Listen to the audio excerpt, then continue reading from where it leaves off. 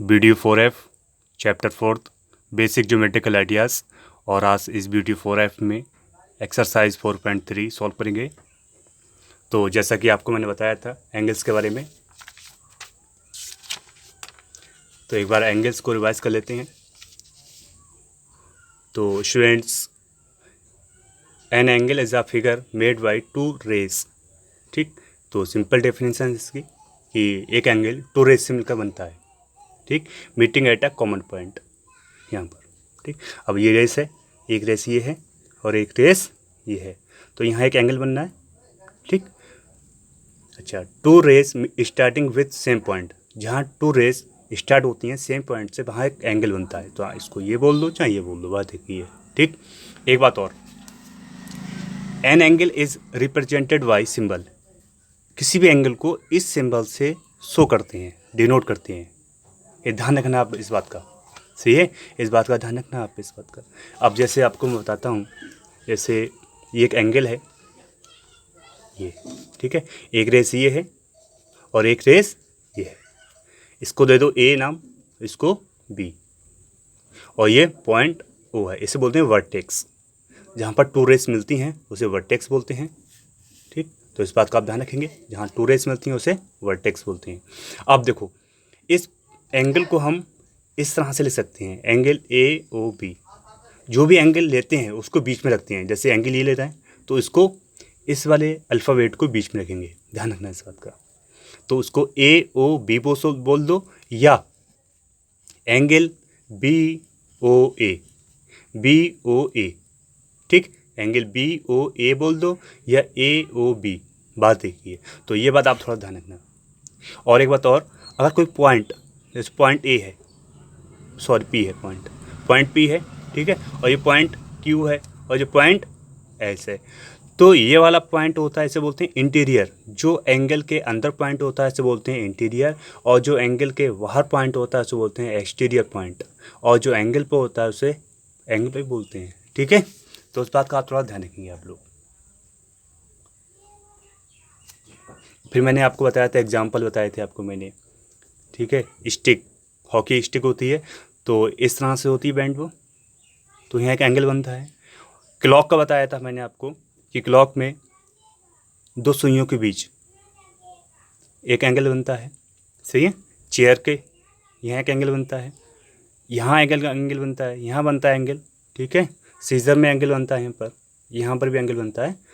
ठीक, और एक बात और बता दूंगा आपको मैं, जैसे ये एंगल है तो मैंने आपको बताया कि इसको एंगल पी ना, एंगल ए ओ बी बोल दो या angle B O A B, इस बात का आप ध्यान रखेंगे। ठीक, दूसरी बात, ये जो साइड इससे ये होती है ना, ये इसको रेस, ये साइड बोल सकते हैं इसको, या आर्म बोल सकते हैं। ठीक, अच्छा, कोई अगर पॉइंट बाहर है तो उसे बोलेंगे एक्सटीरियर पॉइंट, और कोई पॉइंट अंदर है एंगल के, जैसे ये आर अंदर है, यहाँ हो कहीं पर भी हो, लेकिन इसके इस एरिया के अंदर हो तो उसे हम बोलेंगे इंटीरियर पॉइंट। और अगर इससे बाहर हो, इस एंगल से बाहर हो, यहाँ कहीं पर भी हो, तो उसे बोलते हैं एक्सटीरियर पॉइंट। तो आप थोड़ा इस बात का ध्यान रखेंगे। ठीक है, अब स्टार्ट करते हैं एक्सरसाइज 4.3।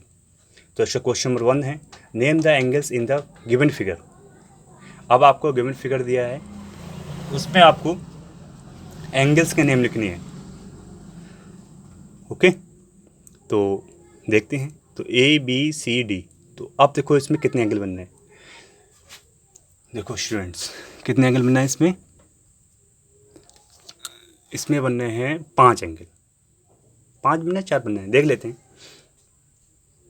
ये देख लेते हैं, 4 बनते हैं 5, तो 1 2 3 4, कितने बनना है 4, 4 5 नहीं, सॉरी, कितने बनना है 4 बनना है। अब आपको करना क्या है, तो इसमें लिखना है पहले, there are 4 angles in given figure. Given figure में 4 एंगल्स हैं। ठीक, टोटल कितने हैं 4 हैं। कौन कौन से हैं वो आप देख लो।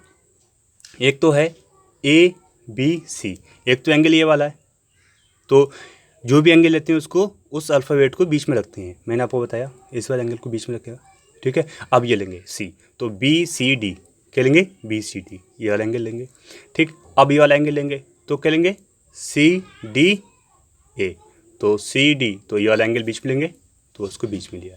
फिर लास्ट वाला एंगल बचा तो इसको DAB या BAD कर लो, तो DAB कर लिया मैंने। तो कितने एंगल हैं इसमें? 4 एंगल हैं, ठीक है, 1 2 3 4।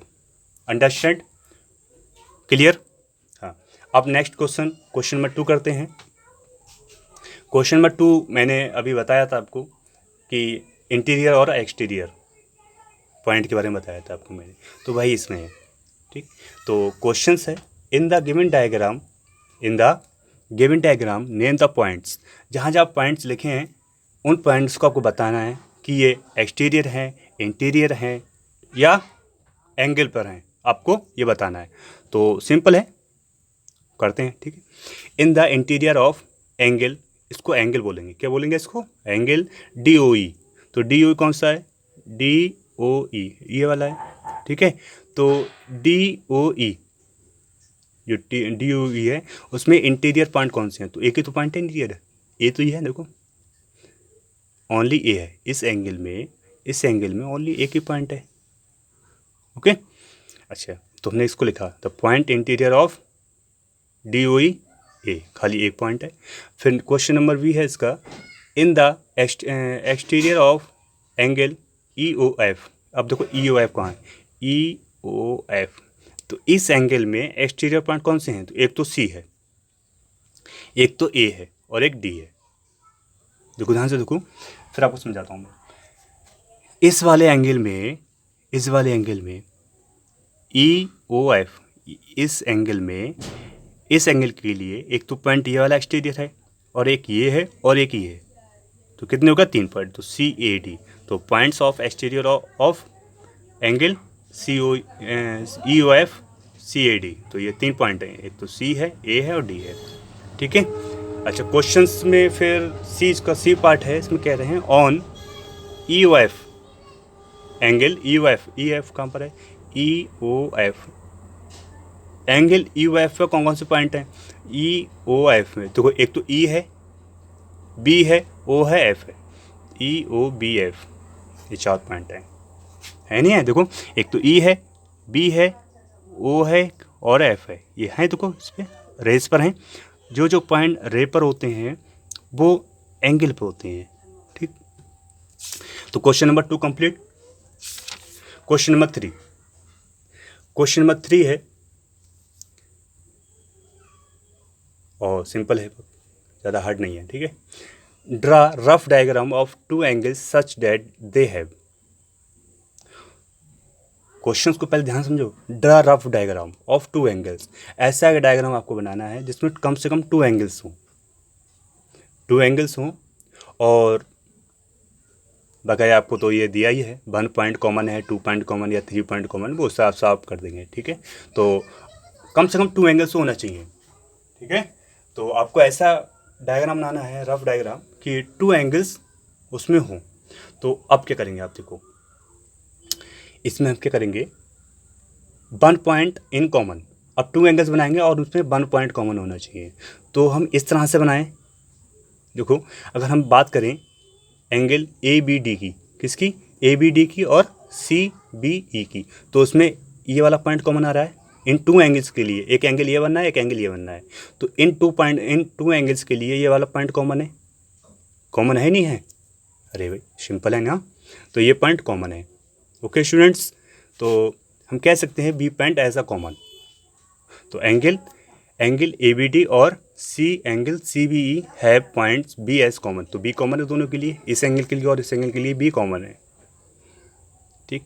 एंगल तो ये भी है लेकिन हम इसको काउंट नहीं करेंगे, ओनली 2 एंगल्स की बात करेंगे, उसको हम इग्नोर कर देंगे, ठीक है। हमको मतलब 2 एंगल से है, अगर हम इसको करना चाहते हो तो ऐसे कर सकते थे, लेकिन इसमें फिर 3 पॉइंट कॉमन आते थे, एक तो ये पॉइंट ये कॉमन होता और एक पॉइंट ये कॉमन होता, तो 2 पॉइंट्स कॉमन होते, हमको चाहिए ओनली 1 पॉइंट कॉमन। तो इस तरह से हमने ये वाली शेप बनाई, ठीक।